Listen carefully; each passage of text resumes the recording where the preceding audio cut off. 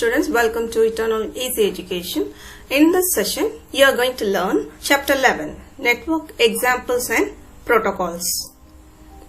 Content of this video is WANS, Wireless Local Area Network, and Radio Frequency Identification.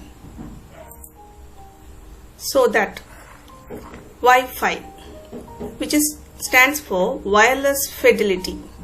It is a wireless network technology that permits computers and alternative devices to be connected to every alternative into a local area network and to the net without wires and cables. Simply, Wi-Fi is a wireless communication, that means wireless technology, which helps to connect many computer devices and also alternative devices. Wi-Fi is additionally stated as Wireless Local Area Network. That stands for Wireless Local Area Network, and 802.11 is the technical code for the protocol. So based on which rules and regulations it transforming, that means how it is communicating the data from one device to another device. That protocol code number is 802.11.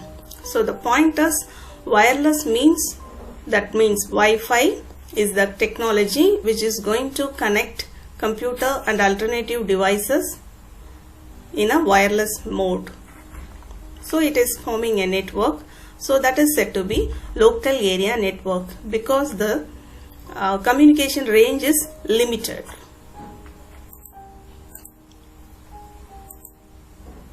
So this is how the Wi-Fi device is used to help the devices connected in a particular area.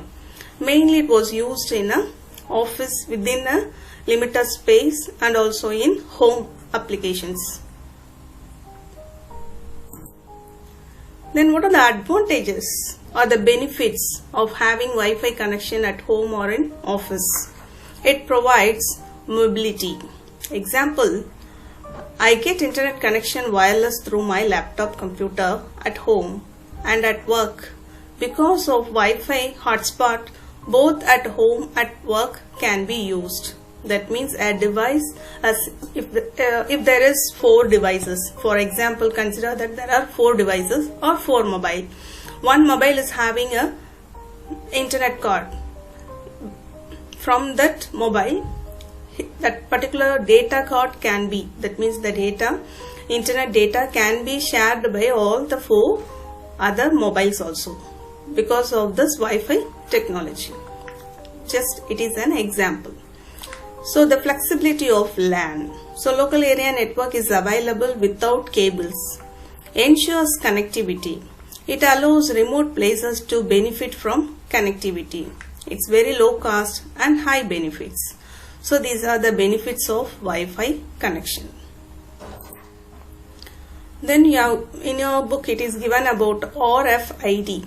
The full form is Radio Frequency Identification. It is also a technology designed to locate objects.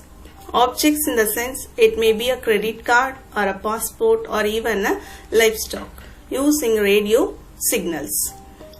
So in a passport there will be a chip. This is RFID chip. Here a card. Can you see the symbol here? This represents that it is a contactless card. That means there is no need to queue the PIN number. Simply we can tap the card on a device. So it's a plus, and also we must be very careful about the connectivity. RFID used radio waves to read and capture information stored on a tag attached to an object. So RFID, this technology is using the air medium. In that air medium they are using the technology of radio waves. So through the radio waves it is able to read and capture information stored on a tag. There is a chip like tag attached to an object. So this is a tag. This tag is a combination of an antenna and a microchip. internally. So RFID has been made up of two parts. One is a reader, another one is a tag, or it can be called as label. RFID tags are installed with the transmitter and receiver. So that is said to be the antenna. Tag can be read from several feet away and does not need to be in direct line of sight of the reader to be tracked. That means it can be in a particular distance and easily the tag can be read by the receiver. So those who have traveled in the four-wheeler, they may notice the fast track tag. It is placed in the four-wheeler window. So while crossing the toll gate, the device which is in the toll gate just to read the card and it will deduct the amount. There is no need a person to pay and get the change and all. So easily they can move from the place. RFID component on the tags have two parts.